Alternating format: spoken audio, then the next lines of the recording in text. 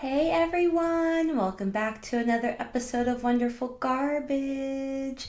It's your host Angela, and thank you for tuning in again. And if it's your first time listening, welcome! We hope you love it here. Okay, I'm finally getting to the point where my events that were scheduled are not as much. I feel like I bought a bunch of tickets to things at the beginning of the year, and now everything that's happening is a week or two after each other, and I'm tired. Your girl is sleepy. So this week I had the Usher show. Oh my goodness, it was so much fun. He does come on an hour later, so the show is supposed to start at 8. He comes on at 9. Just FYI for anyone who's going to see Usher, there is a delay, so don't rush, you're all good. There is a live DJ before the show, and that, could have just been the concert enough. All the jams they were playing, everyone was dancing in their seats, singing along. It was the perfect group and vibe of people to be at Usher, right? You want to go to these concerts with people who actually grew up listening to the music and who loved it. There were a couple really young people in front of us, and when Usher was playing some of his biggest hits, they were just standing there, and I just wanted to be you should not be here. If you cannot enjoy the goodness of all those songs back in the day, and I know, yes, P. Diddy, right? Brought Usher into the music industry. We just tried not to think about that while we were at the concert and just enjoying the show for what it was and the music he put out and the way it made us feel, and it was so much fun. I took so many videos, and I really tried my best not to sing during the recording. Because you've been there before, right? You go to a show, you go to something, you're singing along while you're recording, you listen to it after, and you're like, fuck. Why do I sound like a horse? What is happening to my voice? Yeah, so I really tried my best not to sing. I wore one of my favorite shirts that I have. It says disco tits on it, and then it has a disco ball on each of the boobies. And it's such a fun shirt to wear, and I feel like that was a good vibe for disco tits. I got some compliments on it. It was a lot of fun. I bought a $10 t-shirt from a scalper on the side of the road. Those Usher Etsy type t-shirts. That trend, right, where everyone customizes a shirt with all their pictures on it. You can do them for dogs or your spouses or whoever. I got one on the side of the road for $10, and all of the words are spelled correctly on it. So I did not get scammed. We pre-gamed at Schultz Beer Garden. So I live here in Austin, and we pre-gamed at Schultz. It's downtown by the UT campus. It's not too far from the Moody Center where Usher was. And a little history lesson for you guys about Schultz. So it is a historical landmark in Austin. It is the oldest bar that is still open in Texas. It was built by German immigrants back in the 1800s, and a hub for German immigrants to meet and be at. And it is the oldest operating beer garden in the United States. So basically, we had to go to support history, right? We had to go get drinks there before the show for history, for the love of Texas, for the love of German immigrants, for the love of immigrants. Yes. Anyways, you're welcome for that history lesson. All in all, Usher was great. He's got a body like no other. He can move and groove. He went out on roller skates, which I was so excited about. Played all the jams, all the hits. Overall fantastic show. I was so excited about it. Definitely a top 5 favorite show. My top 5s are Beyonce. Oof. J-Lo. I got to saw her at a Vegas residency a while back, and I cried. It was amazing. Eric Clapton, saw him here in Austin with my dad. That was a fantastic show. And then like my rounding out my top 5 along with Usher is either like John Mayer or NSYNC when I was a kid. Because NSYNC was my favorite, or it was my first concert, and I was like a huge fan back in the day. So my friend and I were trying to think of like our top 5 favorite concerts while we were there, because we were like, this one is definitely it. Like, her and I used to jam to all these songs when we were younger. So to go and just sing our faces off was so much fun. Anywho, fantasy football update for you guys. I'm still sucking. Sucking real hard in one of them. And then, like, mediocre sucking in my other 2. But, like, why is everybody injured? What is happening? I feel like ever since COVID, injuries are just getting worse and worse. And we just really need, like, more IR spots. Because everyone is hurt. Nobody is playing. But, yeah, I feel really bad for the people who drafted Christian McCaffrey. Because homeboy ain't playing for a minute, you know? Also the hurricane, goodness, sending lots of love, vibes, prayers, just everything to the people who've been affected by it. But I was watching some coverage, and so they obviously had Helene a couple weeks back in like the Carolinas area, Tennessee, and then Milton was in Florida. Why are news anchors still having to stand out in the middle of a fucking hurricane to report the weather? We know what's happening. Like, go be safe. Why can't they just use drones for at least, like, the during footage, right? I trust you when you say the water is 15 feet high. You don't need to show me. I understand that. I understand that the winds are hella high. 90-mile-an-hour winds, I don't really know. But I trust you when you tell me the number. I don't need to physically see it. And if I do, send a drone out there. And then have the news anchors come in after the hurricane is done. After all of the damage is done. And show us all of that. We don't need these poor news anchors out there risking their lives. I'm sure you all saw this video going around of Anderson Cooper getting hit in the face with some sort of debris that blew through while he was doing his coverage. And then I saw comments of people saying, like, this is fake. CNN always throws out shit like this to make it seem like it's worse than it is. Y'all, I get that the news is not great. It's not 100% truthful. There's a lot of bullshit out there. I get it. But you can't say that this news network is just behind the scenes throwing out shit for their anchors to get hit with to show us how bad this hurricane is. That's crazy. Anyways, justice for the news anchors who have to go stand out in literal hell of a hurricane to just get us some coverage. Send out those drones or those robots that Elon Musk just debuted or whatever, that he just released into the wild. No, they haven't gotten us yet. But send out robots instead. Robot camera people for these instances versus an actual human being.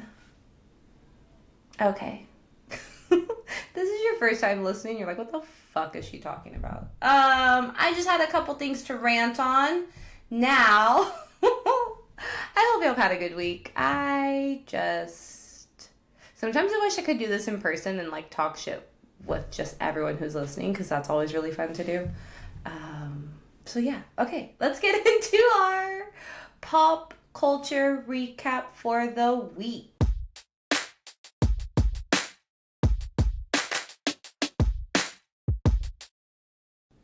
This week's pop culture recap, we're going to start with Taylor Swift is a rich bitch, y'all. According to Forbes, Taylor Swift is now the world's richest female musician. Forbes estimates with all the success of her Eras tour, she's now worth $1.6 billion, which is up $500 million from last year. So Taylor Swift, she's been doing her Eras tour since last March 2023, and the tour ends this December. It has about 150 shows across 5 continents. Girlie is booked and busy, y'all. Good for her. Congratulations, Taylor Swift. I remember when her first album, Fearless, came out, and I was in high school. I jammed that shit all the time. Honesty moment, I don't listen to a lot of Taylor Swift right now. Swifties don't come for me. She's fantastic. She's talented. All of the things. I just don't listen to her anymore. But I was bumping Fearless on repeat back in the day. So, just so you know. Also, she just donated $5 million to the hurricane relief. To hurricane relief efforts? I don't know like what organization she donated to.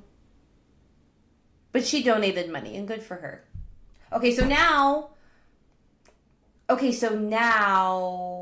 this bumped Rihanna down to number 2, the second richest female musician. Her estimated net worth is $1.4 billion, but most of that does come from Fenty, her beauty lingerie line, and her stake in Fenty.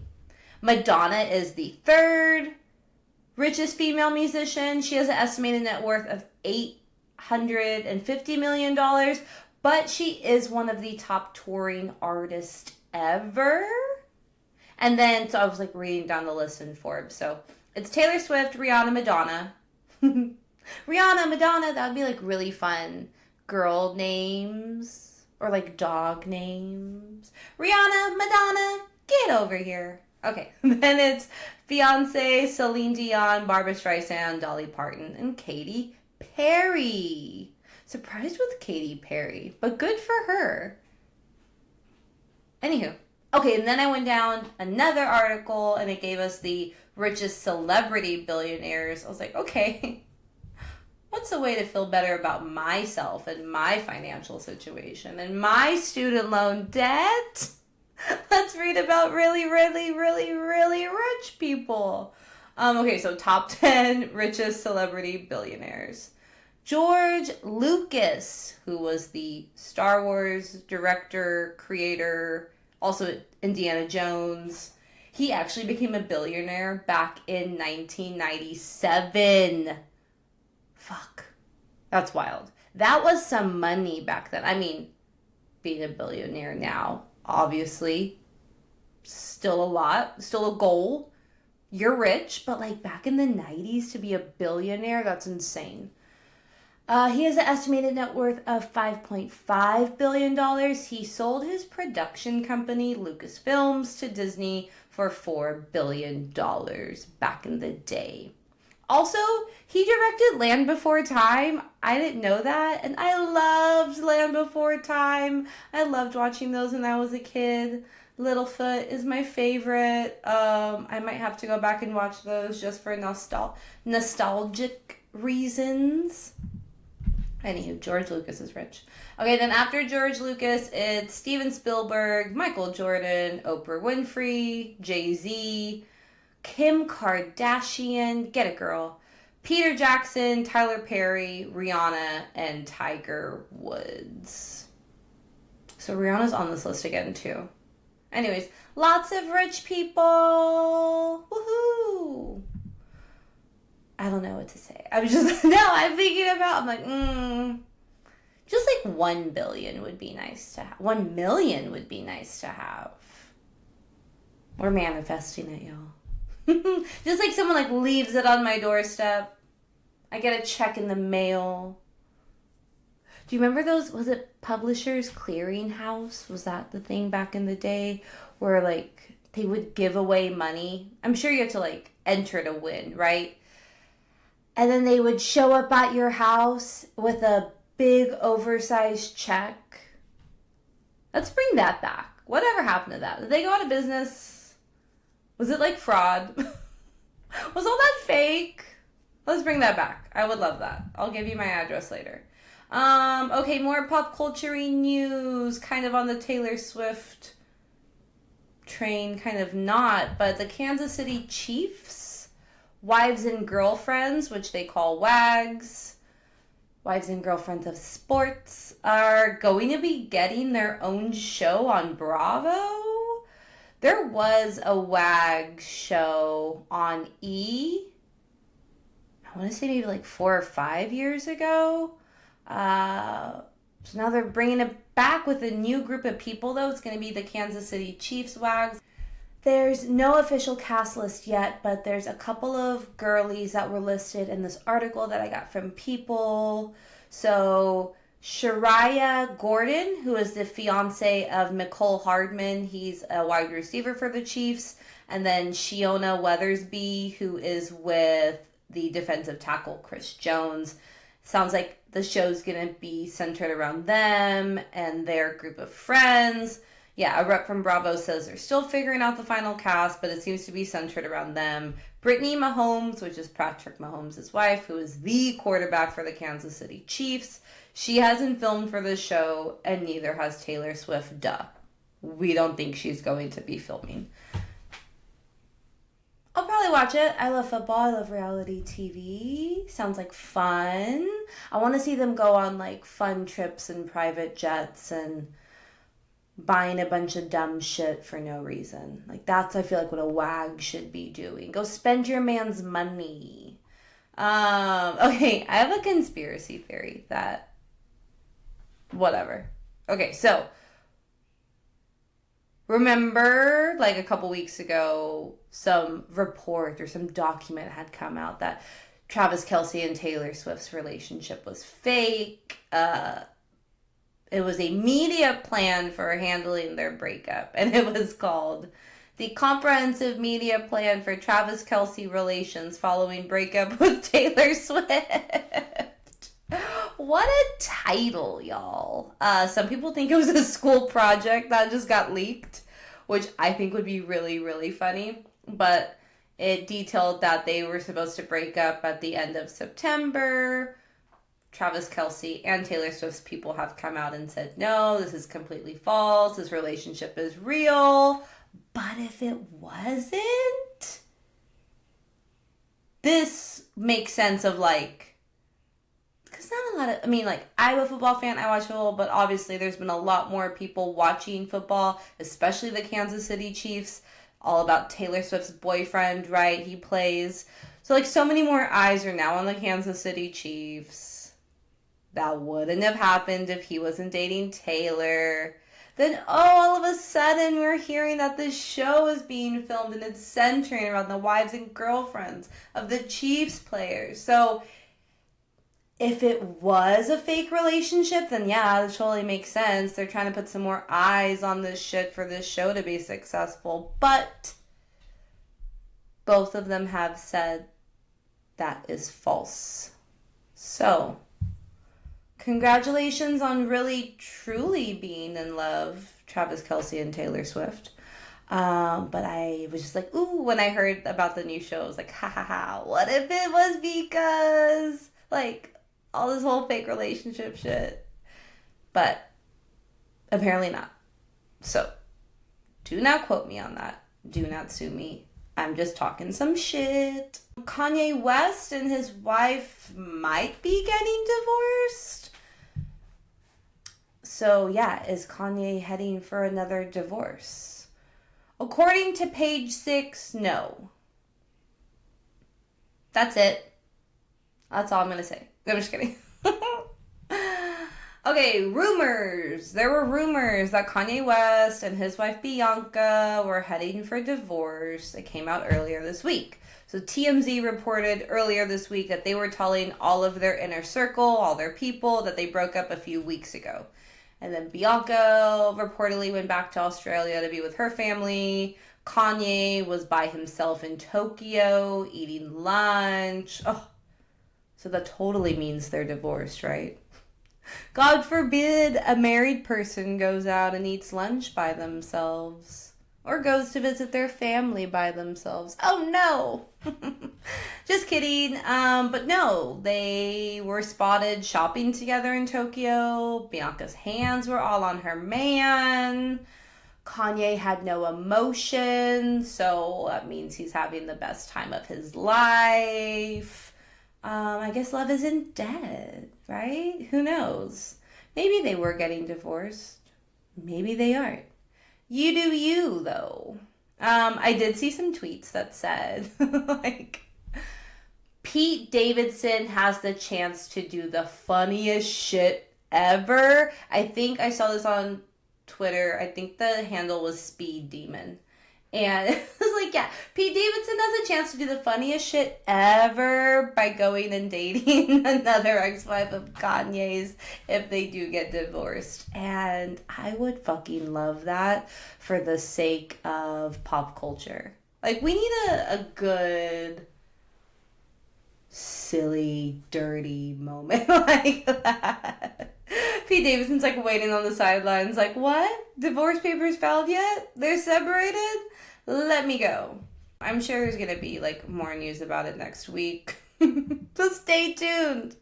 I'm sure you're chomping at the bit to see what really happens with their love life. But then I also read that Kanye just wants to live and move to Tokyo.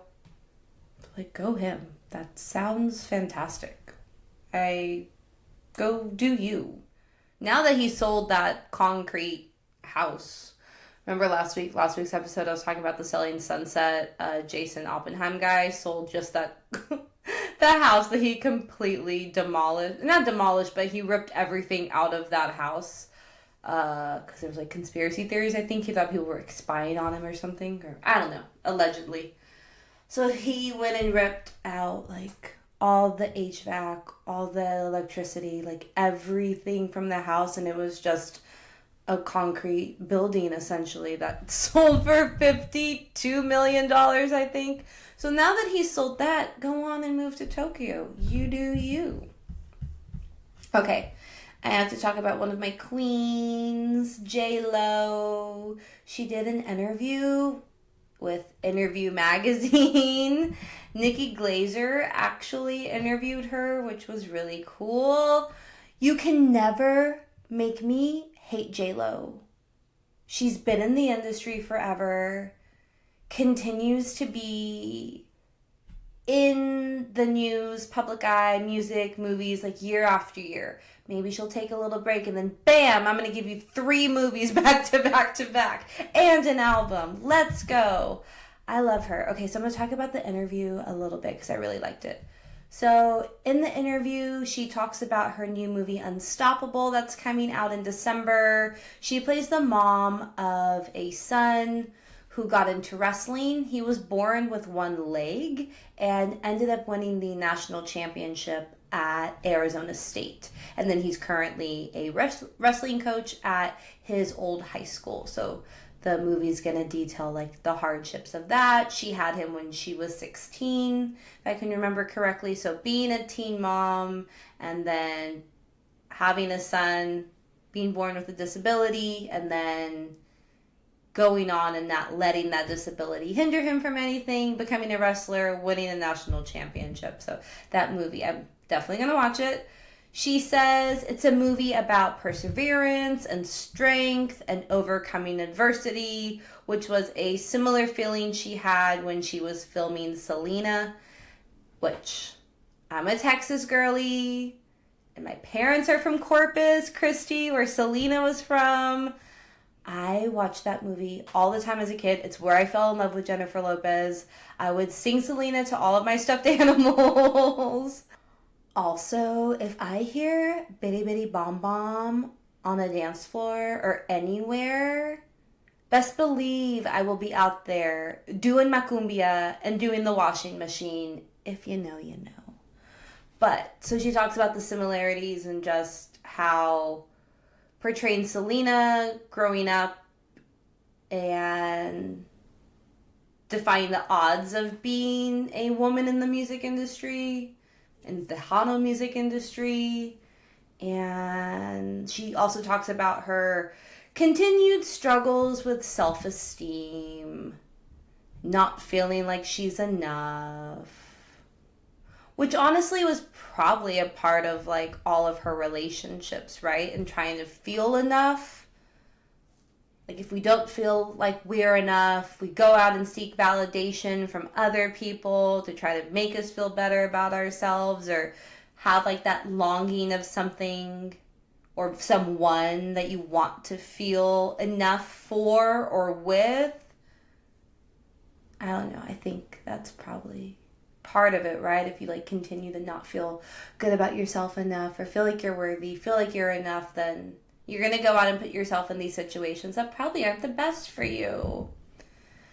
She talks about her childhood contributing to not feeling enough, or just like she didn't feel important as a child, or so she was a middle child. Her parents worked a lot. It was hard for them, right? They were supporting a whole family and they couldn't really spend a lot of time at home.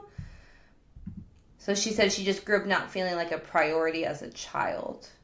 But then when she became a mom, she was like, whoa, I totally understand it in a different way. She understands her parents did the best that they could. Did the best they could.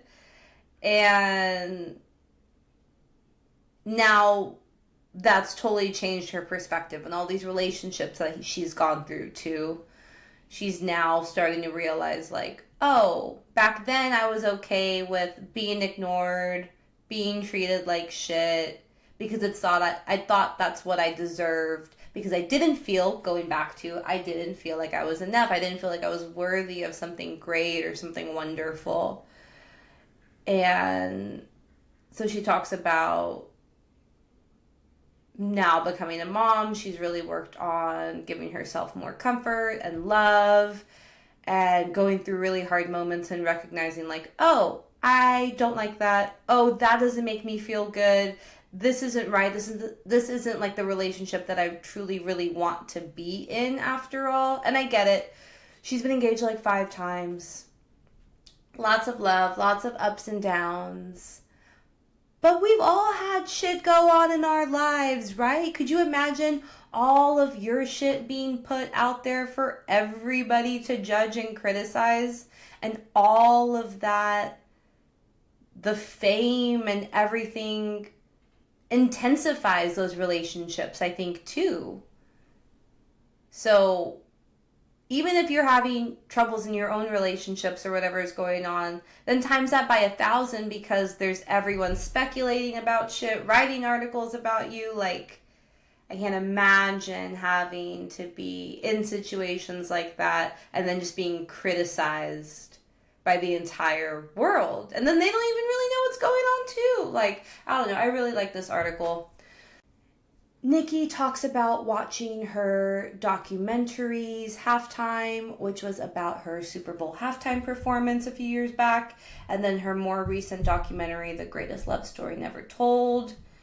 She says, Nikki's like, look, I'll be honest with you. I was a critic of you when you would say, oh, my life is so hard, I'm struggling, I'm going through so much. Nikki would be like, how hard can Jennifer Lopez's life be? Like, you're perfect. You have it all. You're gorgeous. You have a banging body. You can sing. You can dance. You're rich as hell. You're in movies. You're everywhere. You have so many different kinds of brands. But Nikki was like, but after watching it, I was just taken back with like how much she does struggle, and then how vulnerable J-Lo was about her struggles and how hard of a worker she is. J-Lo says she continues to push herself. It is a lifelong process.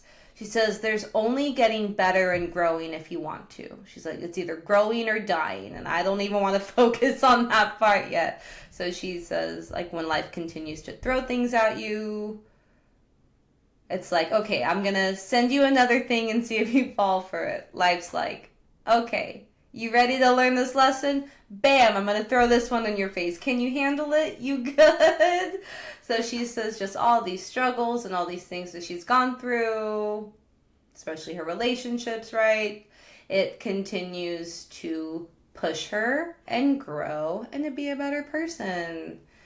She talks about trying to prove to herself that she can be on her own, that it's lonely and scary, but she's coming to the point where she's realizing that it's not healthy to look for happiness in others, that she really needs to be happy with herself first before she can give to another person in a relationship like that. Which I think, again, ties back to wanting to feel like enough. You're searching for something in somebody else, but yet you have to make it good within yourself first before you can even put yourself in that situation to be with anybody else. So it was a really good article. They talk about a lot more stuff. It's an interview magazine. It's online if you want to check it out. Okay, Love is Blind. Ugh, I think I watched 2 episodes. I don't even think I started the 3rd one. It's rough. It's just more people who are trying to be famous, trying to get their 15 minutes of fame, I think. Trying to get recognized versus like actually wanting to find love. And I feel like that's more on the men. The women seem more into it because, duh, we are more emotionally mature. So I don't know, it's been hard. So I just feel like it's a waste of everyone's time. Also, a bunch more episodes came out this week. So like now I know who ends up together, who didn't end up together. We are getting lots of drama on a couple of these guys, which I'm going to talk about in a second. But if you don't know what Love is Blind is, here you go. It's a dating reality experimental show where these people sign up to test and see if all the physical things that you get when you're with somebody, appearance, touch, a physical connection, if you can find love without all of that. So they go into these pods, they're called, where you can't see the other person, but you can talk to them. So they're trying to find connections just on emotional connections, intellect, family things, values. And it's kind of, people who are like, look, I've dated around and I'm done. In the past, they've had some really young people on. And this year, I think there was a little more in the mix. A little people who've gone through some shit a little more. But so then they talk, and if you think you find your person in the pods again, you can't see them. And then you also shouldn't really be asking about physical traits. Sometimes people do. Last year, it was a big thing. One girl was comparing herself to a celebrity. She got a lot of shit for it online for that. And the guy she was talking with, I think, chose her based on who she said she looked like. And it was just like a whole thing. So they really try to not talk about the physical characteristics and traits because you're trying to find more of a deeper connection with somebody and then you get to meet them. So if you find someone, you feel like you have a good connection, you've talked about family things, values, you're on the same page with all that shit, you can get engaged. And the guy will propose to the girl chooses whether or not she wants to accept the proposal. If they get engaged in the pods, again, without seeing each other, then they get to meet in person, the proposal happens again. And that's probably one of my favorite parts of the show, is seeing their reactions. And then if they get engaged on the show, Love is Blind flies them to a resort somewhere, typically Mexico, and they get to spend a couple days in Mexico with the other couples that got engaged, which is also really fun because let's say you had 2 people that you were talking to, you get engaged to one of them, that other person gets engaged to the other. Well, shoot, now you guys are all on a trip together. And what if you guys have a more physical connection than the other person? So there's always a little drama of, ooh, that's what that guy looked like. Oh, that's what it was. Maybe I should have gone with him. And then that's when like the physical stuff gets in, or just you see if you're compatible with your person. After their little Mexico getaway, they move into an apartment. So they do these in different cities. So it's not like Bachelor, Bachelorette where they're coming from all over the country. It's city by city. So this season's in DC. So they'll go back, they get them an apartment in DC, and now they have to live together for 2 weeks until their wedding. And they meet their families, and that's always fun too. Because it's like, what the hell are you doing? You just met this person like 2 weeks ago and now you're engaged. You also met them, you got engaged to them without even seeing them, type thing. And then if they don't break up, well, actually, I don't think they really let them. I think the thing is, hey, once you get engaged and you like do the Mexico trip and you move in together, well, no, I think some people actually did not make it to the altar. Sorry, I'm trying to track because there's been like so many scenarios. Then they have their wedding. So they go to the altar and they're like, do you choose to marry this person that you met through this experience 5 weeks ago? It's a mix. Sometimes they don't get married. Sometimes they do get married. Very far and few between have stayed together. So it's just a crazy ass experiment.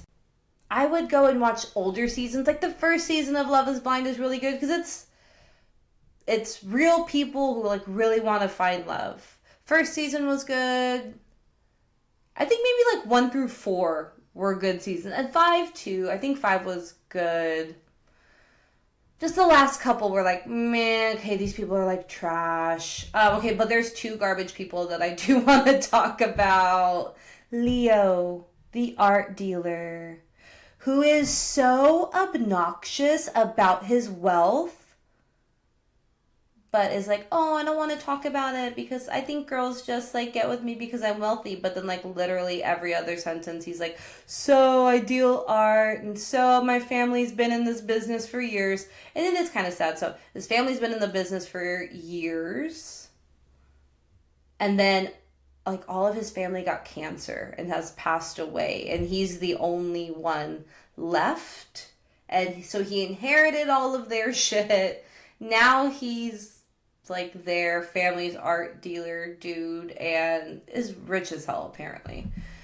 He says he doesn't want to talk about his wealth, but brings it up all the time. He's talking to the guys like in their little pods together, like they're where they all hang out at. Like showing them his Rolex and all these things, and you're like, oh my goodness, no wonder why you're single.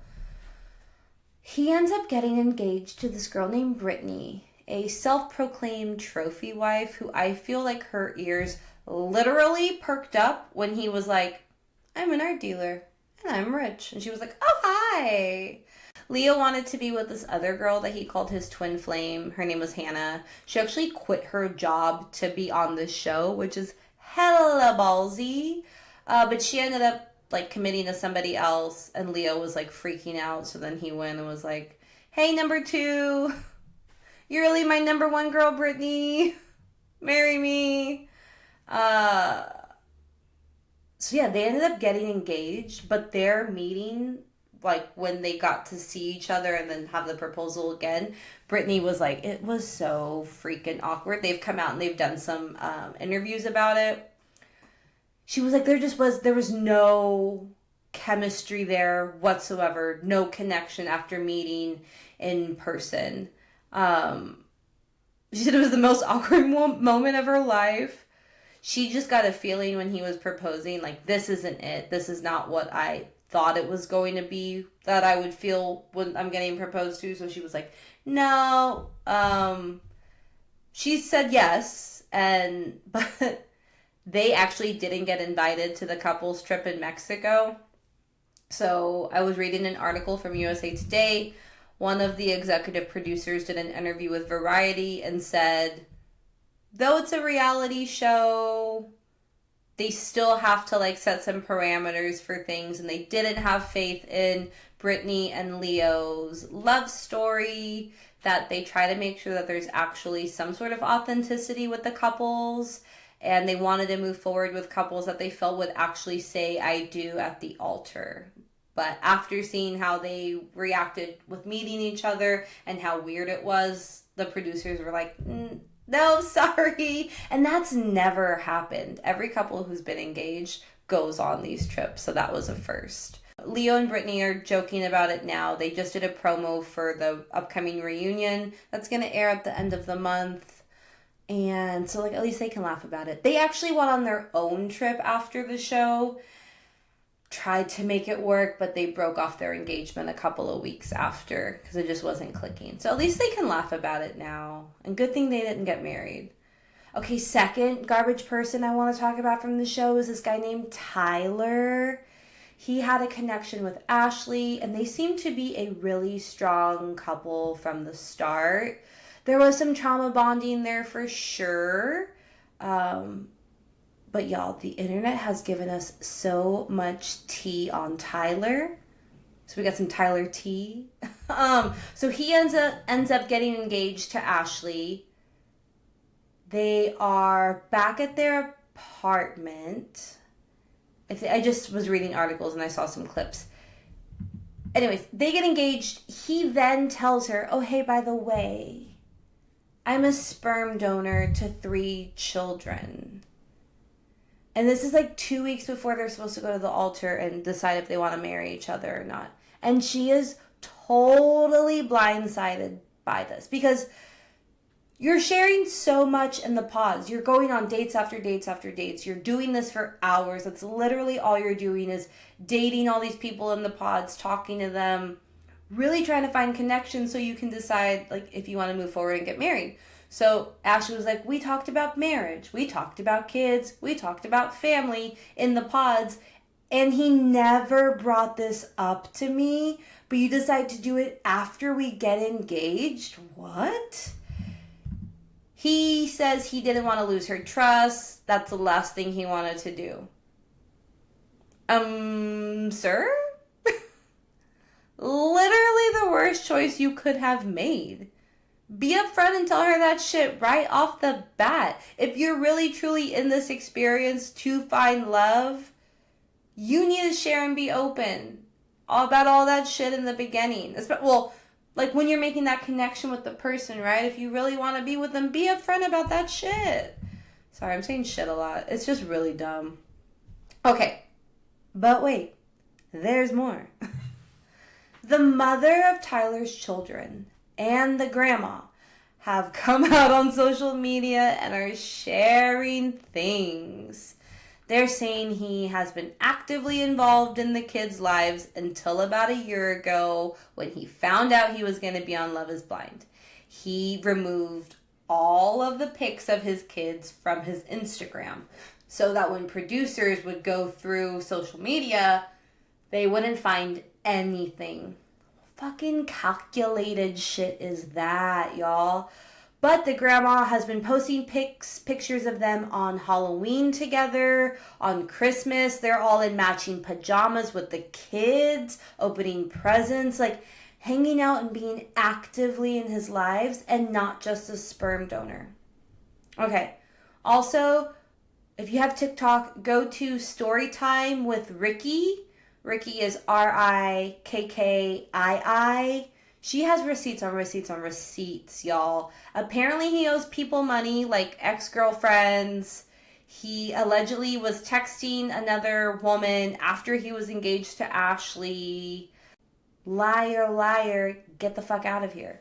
Also, what are these Love is Blind producers doing? What do these background checks consist of? Is it just men doing these background checks? Because I'll let you know, I have a couple friends who are really good at finding out shit about people on the internet. You give them 1-2 pieces of information. I have some friends who will find out everything about them online. Yeah, my friends would probably love a side hustle, would love to do some digging for you guys if you need. Also, I think Love is Blind should just take a couple seasons off and like really regroup because this is trash. This is dumb. I get it's a reality show. We want the drama. We want all these things. But also like we do want people to find love. We want to see these journeys be authentic and good.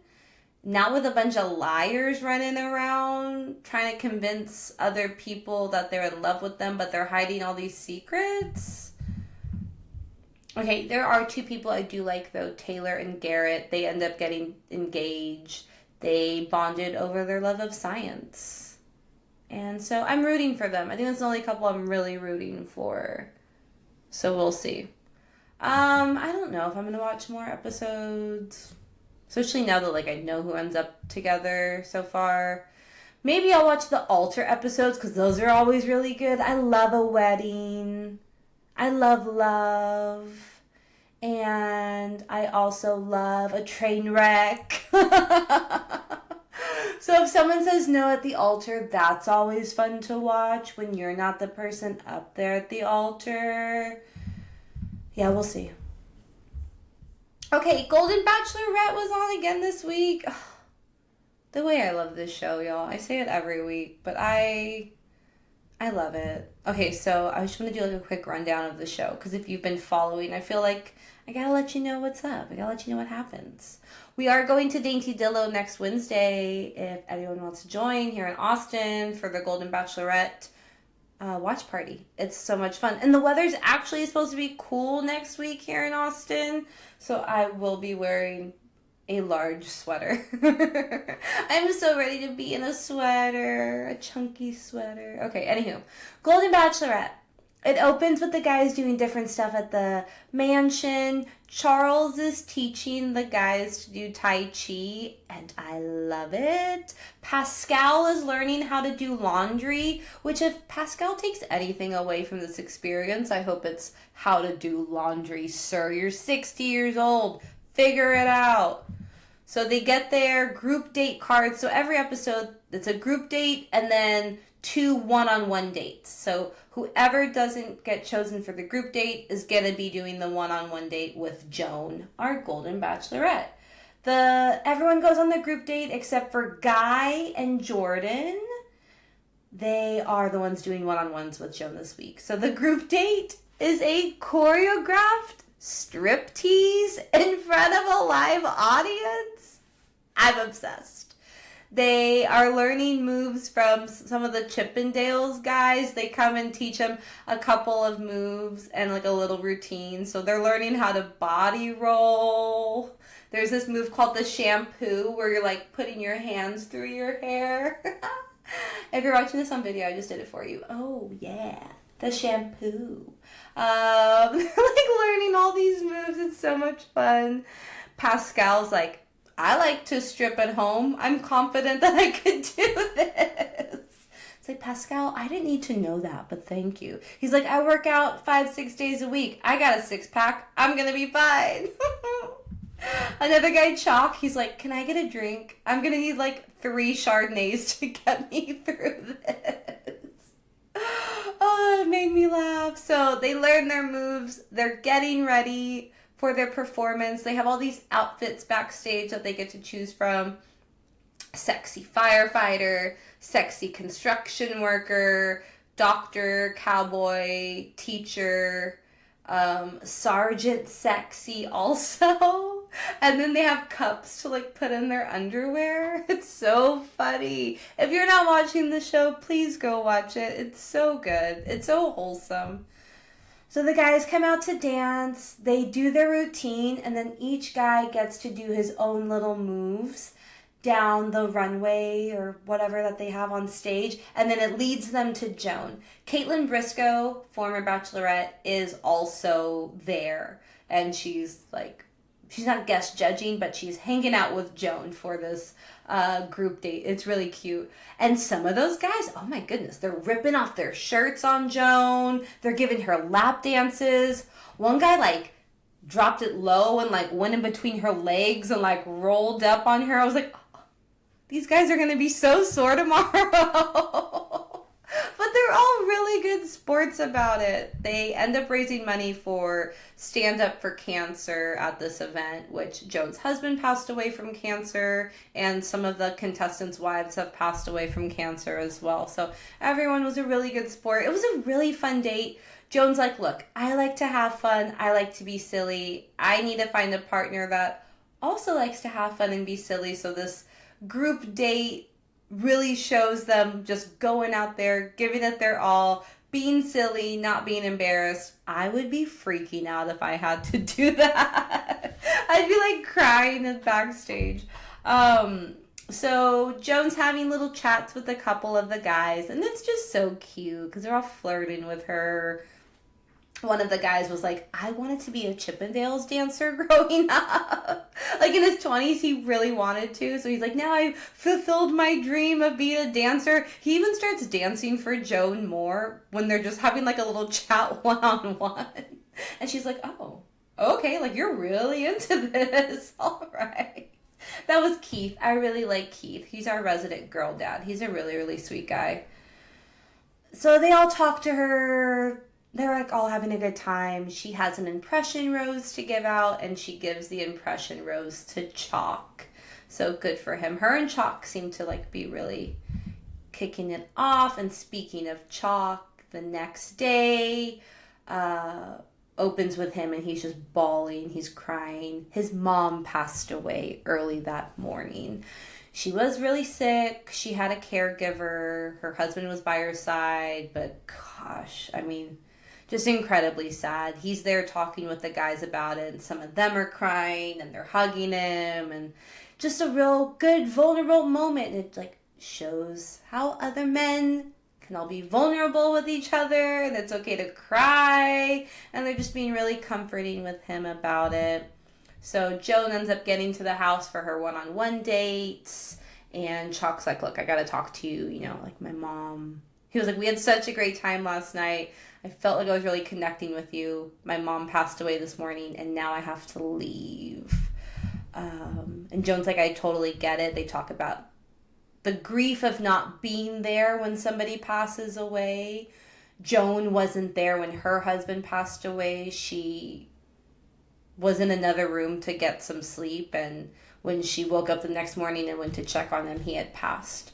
So she's like, I totally know what you mean of just not being there when it happens. So yeah, Chalk ends up leaving the show to go be with his family. And Joan's just like really heartbroken about it, but she understands. But she really felt like her and Chalk were having a really good connection together. So now it is one-on-one date time. So she goes on a date with Jordan. They go on an ice skating date. And Jordan falls like immediately. But also, same, bro. I went ice skating in like 3rd grade for a friend's birthday or something. And I just held on to the rail like on the side the whole time and just like moved. I was like, yeah, we're having so much fun. I love this. When can we be done? Jordan talks about his divorce from his wife. And, you know, like they went to couples counseling. They tried all these things and then it just didn't. Oh, no, that was Guy. Sorry. Guy also had a one-on-one. That's next. But anyways, Jordan, it didn't work out. And he talks about, like, being there for his kids and just trying to make sure that they kept it as normal as possible or that they felt supported while they were going through a divorce. And Joan's like, I love that he puts his kids first. All those good things.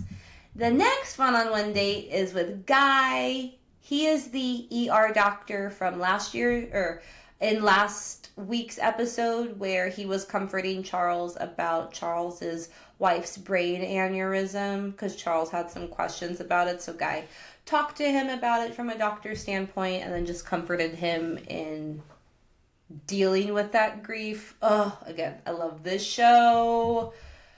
So Guy and Joan's one-on-one date is a cooking date, which was really funny because Guy can't cook for shit. He like can't zest a lemon to save his life. And Joan's like, okay, I can tell this guy can't cook. Like he's barely talking to her in the beginning while they're cooking. He just looks so nervous. But then he loosens up a little bit. They help each other out. They make a bomb-ass looking meal and some cupcakes, which was really cute. I don't really know if there's a lot of chemistry there with them. Maybe Guy was just really, really, really nervous for this one-on-one date and for cooking because obviously he doesn't do it. He was also talking about him and his wife were together for 34 years. And he was like, it's just crazy to now be divorced. And like they went to couples counseling and tried. And it was just like, we don't know if like we're still in love with each other anymore. And so they ended up getting divorced, and he seems like a nice guy. I just don't know if there's like that connection, but we'll see. Okay, so then the episode ends, and it's time for the rose ceremony. And guess who's back? Chalk is back. And Joan is just so thrilled. He's like, look, he was there with his family. They got things taken care of. And he got back as soon as he could because he really does feel like he has a connection with Joan. Oh, I love it. Oh, okay. This episode made me really sad because my favorite person, Charles, got sent home. Oh, so Charles and Gary, which I loved Gary too. He was just a sweetheart, really kind. They're going home along with Dan and Gil, who really didn't get a lot of screen time, so it makes sense that they're going home. But I'm just heartbroken. We need Charles and Gary back on our screens ASAP. They're just really kind and sweet. Charles was saying that this experience helped him so much in getting to a new point of his life where now he feels he can go out and live and like appreciate life again, or just starting to feel good about life again, because he's been just really closed off for so long, or just ever since his wife passed away. He says he got a different kind of love here. He got the love of friendship. Oh, y'all, I'm gonna cry. And then Dan, they had a little goodbye thing with Dan, and Dan says that he lives alone, and being a part of this group and living with guys has been such a good time for him. I'm like, oh, like y'all all go live together. Go do that bachelor pad thing or whatever. Like go. I just love them. They're like really, really sweet people. So I think it's down now to like 8 guys. So they're cutting them. It's 7 or 8 guys. Yeah. But it's such a good show. Go watch it. Okay, I'm going to end this pop culture recap with the Us Weekly Reality Stars of the Year. So this week, Us Weekly came out with their Reality Stars of the Year magazine issue, naming Kyle Richards, who is the Real Housewives of Beverly Hills person, who is on the Real Housewives of Beverly Hills, as the Reality Star of the Year. And I'm like, who does Kyle know at Us Weekly? Who did she pay off? No, I'm just kidding. But justice for Phaedra Parks, y'all. Phaedra, she was on Real Housewives of Atlanta. She's coming back on it this year. She was on the 2nd season of Traitors on Peacock and was the star of that show. Had so many iconic scenes, iconic moments, was all over social media when that show was going on. Then she's now on Dancing with the Stars. So she's on 2 reality shows already, going to be on a 3rd one. She's wrapped filming for the Real Housewives of Atlanta. She is booked. She is busy. Justice for Phaedra Parks, though, for this. Anywho, I'm going to share a couple people that were on my list. There's 11 of them. I just pulled a couple of my favorites. So, Leah Kitab from Love Island USA, this season's Love Island USA, was named the Real Deal. She left the villa, so that the villa that they're in when they're doing this dating show, they have no connection to the outside world. They have no idea how they're being received. It's filmed almost in real time-ish. So they are doing things, and then a couple days later, we're seeing it on TV. So she had no idea how she was going to be perceived. Came out a fan favorite, 100%. She didn't think she was being portrayed well in the villa, and she had some messiness with one of the other guys, and she just thought there were other girls out there that they thought they were catering more towards. But nope. She came out and has like 3 million Instagram followers now. She is the real deal.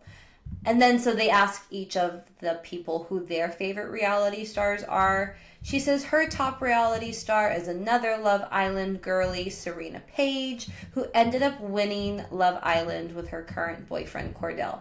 Also, Serena went to the University of Texas in San Antonio, so Texas girly. Okay, we have a couple Bravo people on this list. Lindsay Hubbard from Summer House was named the Bounce Back Girl. Y'all, she went through a brutal breakup of an engagement with her co-star Carl.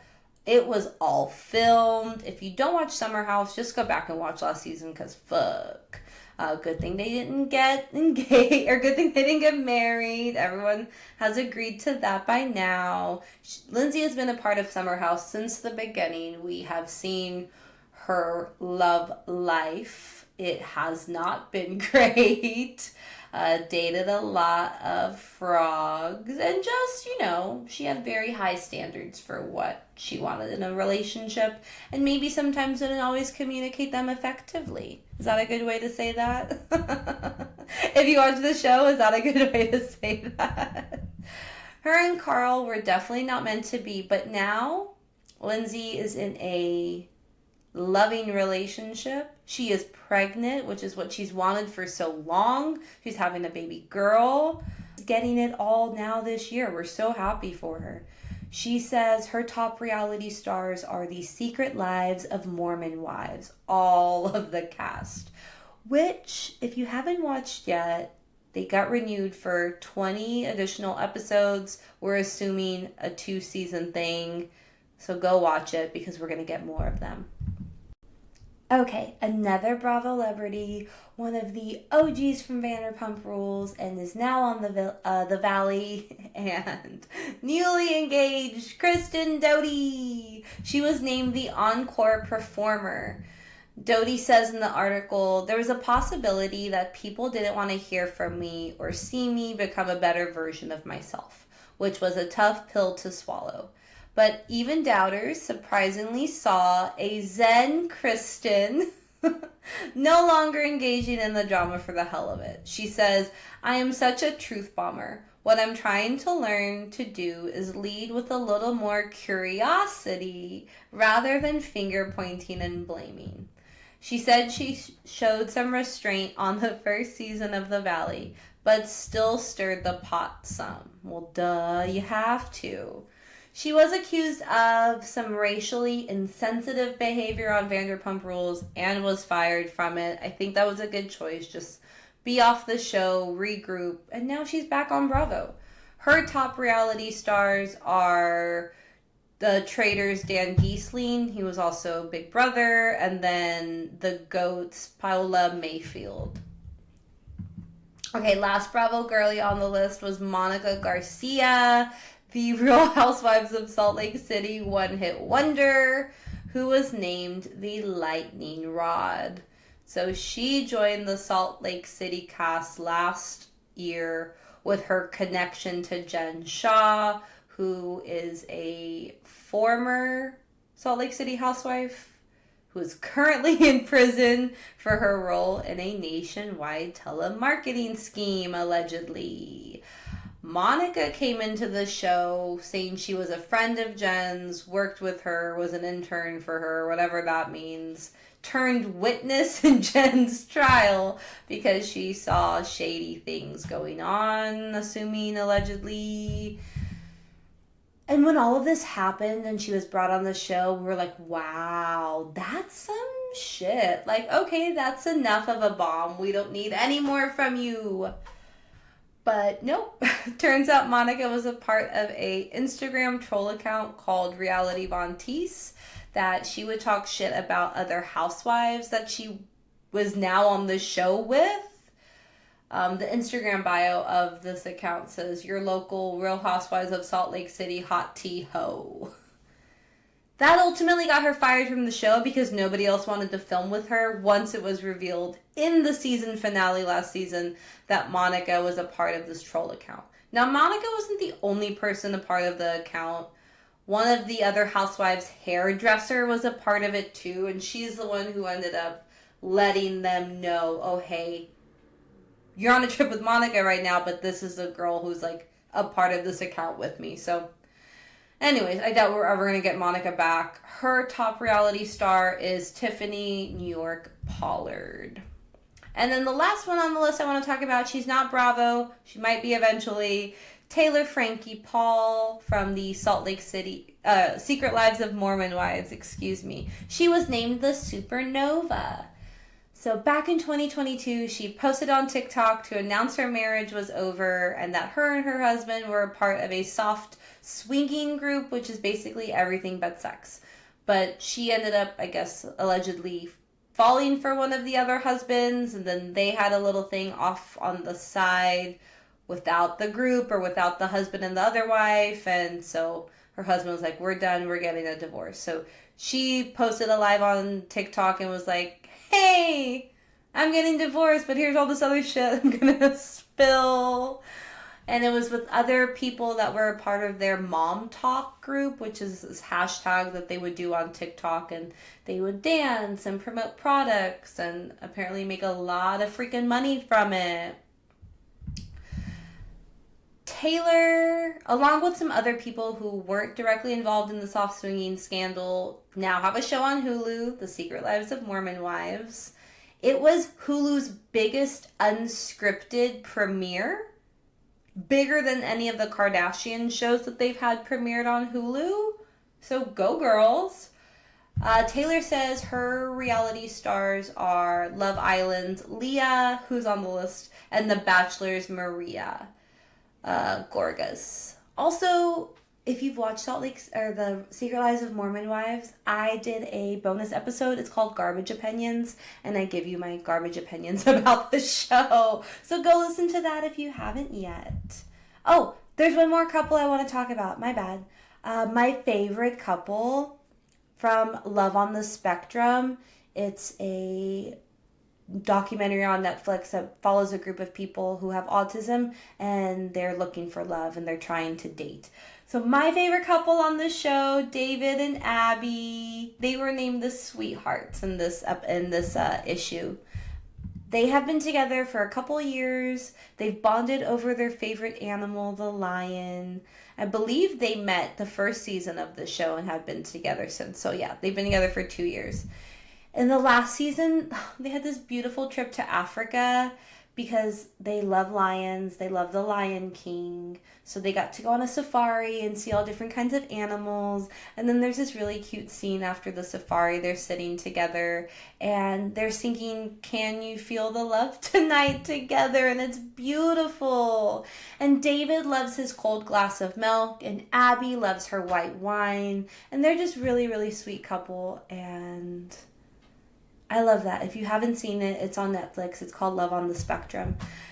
They say their top reality stars are themselves because they love watching themselves on TV. I love the realness. Good for you guys. All right, and that's the pop culture recap for the week. Let's get into our Bravolebrity Breakdown.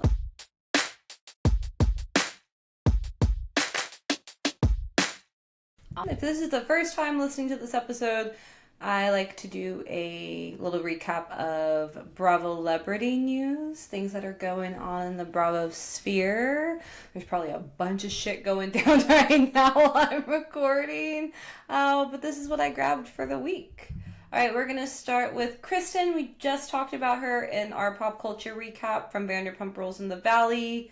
She is talking about how one of her previous co-stars, Stassi Schroeder, who she was BFFs with for a bit, on and off, has not reached out to her about her recent engagement. So, in an article from People magazine, Kristen talked on her podcast that she has with her now fiance Luke. It's called Balancing Act. Kristen says that she has not heard from Stassi, her former BFF, on her recent engagement. She said the last time they talked was when Kristen reached out to wish Stassi a happy wedding anniversary, and she says she's okay with the fact that they've drifted apart. She has a lot of love for Stassi and her family. They have so much history. I said that weird. They started on Vanderpump Rules together, which was just a chaotic show of people who work together, sleep together, party together, fuck over each other, all of the things. Kristen says she wishes Stassi the best and just understands that people grow apart. So a couple of things. Friendships ebb and flow, right? Totally normal. You can't expect to stay friends with everyone forever, right? Normal. It's just like how life goes. But also, Kristen slept with Stassi's ex-boyfriend, who she was really, really in love with. He fucked her over many times. Jax, who we're actually going to talk about in the next story.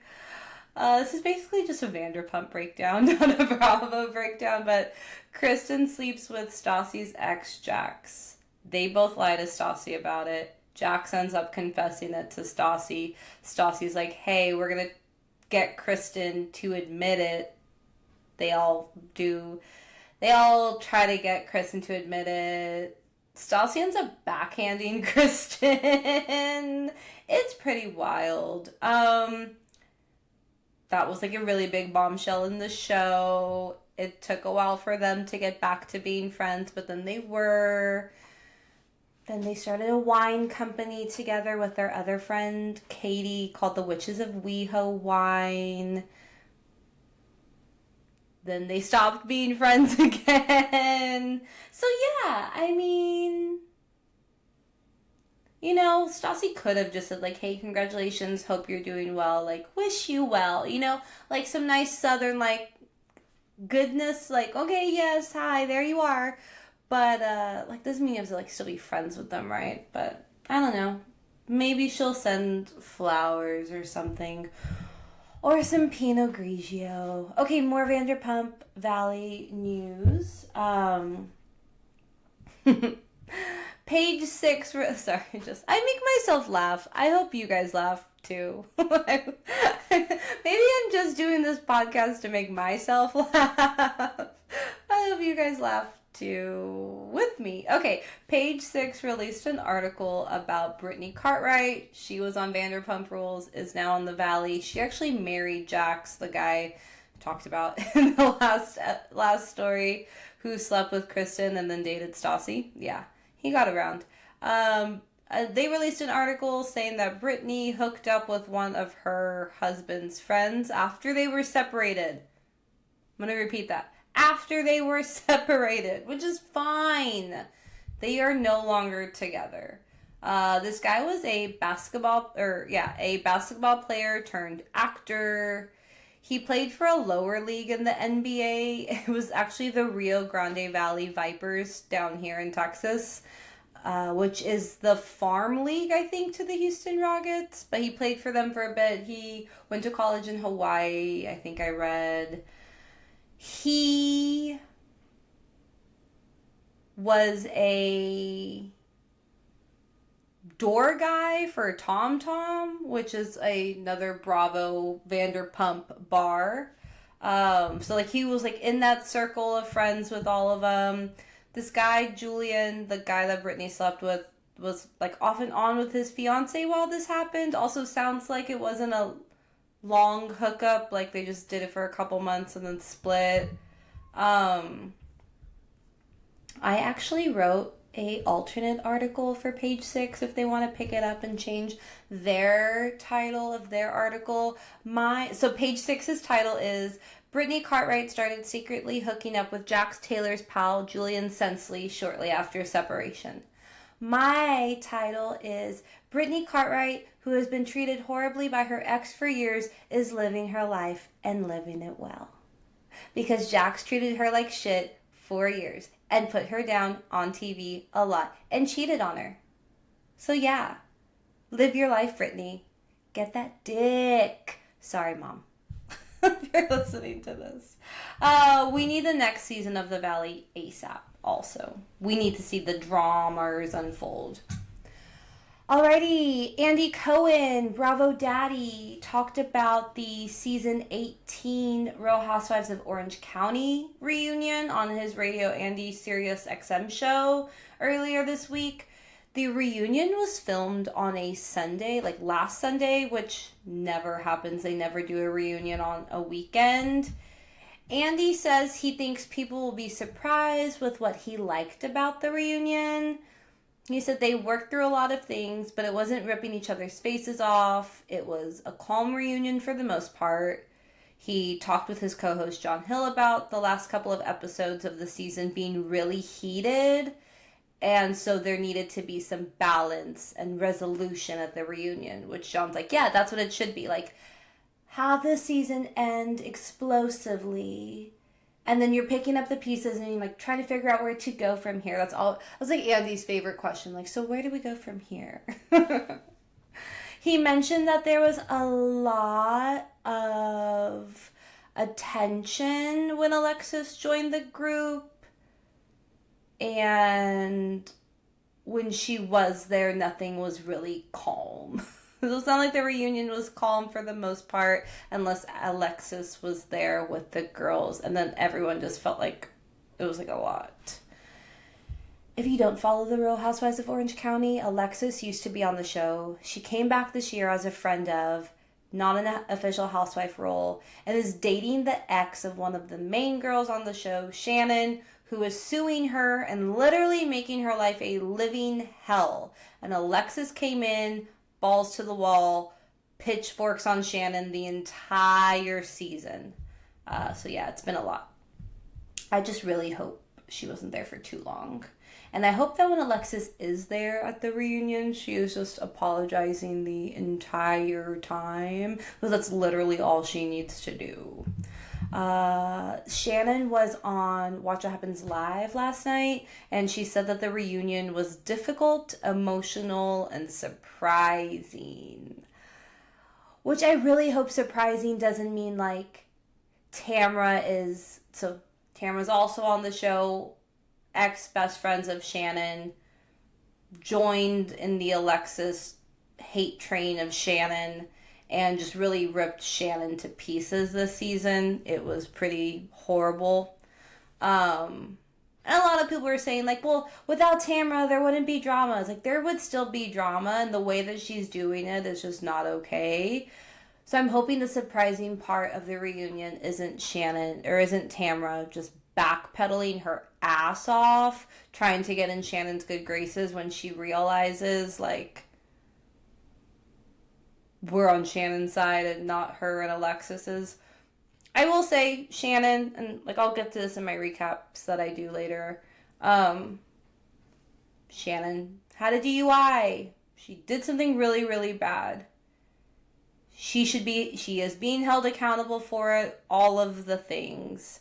And Tamra has just gone in so much on this DUI that Shannon got, and really is just not being a nice friend. So yeah, I really hope Tamra isn't like trying to get back in her good graces. Okay, so the wives that are sitting on each side of Andy. So seating charts at a reunion are very coveted. Like, sometimes you want to be sitting right next to Andy, but then sometimes maybe you don't. So we love when a seating chart comes out for the reunion, because it lets us know what's going to be going on. So the one sitting right next to Andy on either side, Shannon, and Tamra. A housewife seating chart is basically like Facebook friend top 8 thing, where like it's a ranking system, but instead of friendships on Facebook, it's like who did the most this season, or who did the season revolve around the most. So Shannon obviously is going to be right next to Andy. So to the left of Andy is Shannon, Gina, Jen, then Katie. And then to the right of Andy is Tamra, Emily, Heather, and then Alexis. A lot of people thought it would be Tamra, Heather, Emily, Alexis. But they probably had to keep Emily and Alexis away from each other. And then Heather was Alexis's friend because they used to be on the show together, so kind of does make sense for them to be. But for Heather being third chair, ouch. I'm assuming the reunion's gonna air sometime at the end of this month. So last season was 16 episodes plus 2 episodes for the reunion. And then next week is episode 15 of this current season. So if we're going with the same episode count, this is probably the episode before the finale that we're going to get next week, I'm guessing. So then the reunion typically airs soon after that. So I'm ready to wrap up this season and move on. Let's get some new drama and not have Alexis or Tamra on this show. Thank you so much. Okay, Christian Siriano was also on Watch What Happens Live. He's a fashion designer. He was on Project Runway, which was on Bravo, and so got his fame there. But he was on earlier this week and was asked if he's ever dressed any of the housewives. He was like, I mean, ever? And he went on to say that they're not on his list of who he dresses because they don't pay. Ooh! Give us all the tea, Christian. I love it. He did joke that the Salt Lake City housewife newbie Bronwyn is his #1 customer and that she pays with real money. And I love that. That's what we want on these shows, some real money. Apparently all of her confessional looks that we've seen so far are looks from him. So yay. We love a couture honey. I just thought that was really funny. I love that shade. Okay, we're going to end our Bravolebrity Breakdown with some prison talk, some prison things. So, former Real Housewife of Salt Lake City, Jen Shah, who's currently in prison. I talked about her earlier when I talked about Monica Garcia in the Reality Stars of the Year magazine issue. She's in prison, being convicted of wire fraud, an alleged telemarketing scheme. She got some good news this week. Her prison sentence has been reduced for the second time. So she was sentenced to 6.5 years. 1 year was taken off right after her sentencing, like a couple months after. And now her sentence has been reduced for a second time by another 8 months, with her expected release date being December 2027. So, thoughts on her returning to the Salt Lake City Housewives? If it's still around in 3 years? I mean, she wouldn't be the first housewife to come back to a show after prison or camp, as they call it in New Jersey. I don't know if we need her back on the show. I'm okay without. I don't know. I'm indifferent, but leaning more towards no. Let me know what you think. All right, y'all. That is the wonderful garbage episode for today. I had like a brain fart. I didn't know how to close this episode out anymore. That's all the garbage talk. Thank you for listening. I really do appreciate this. I love doing this. So please like, comment, subscribe, follow, share with anybody who will listen to you. I love this, like I said, and I hope you guys enjoy it too. Comment, let me know what you think. Follow me on social medias. Instagram, TikTok, Twitter. I'm on all of it, posting all kinds of dumb shit. We do these episodes, and by we I mean me, episodes every Friday. My Bravo TV recaps will be out on Sunday. But thank y'all for the support. I really do appreciate it. And if it's your first time listening, thank you so much for tuning in. You really don't know how much it means to me. I really do appreciate it, y'all. All right. Have a great rest of your day wherever you are. Until next time.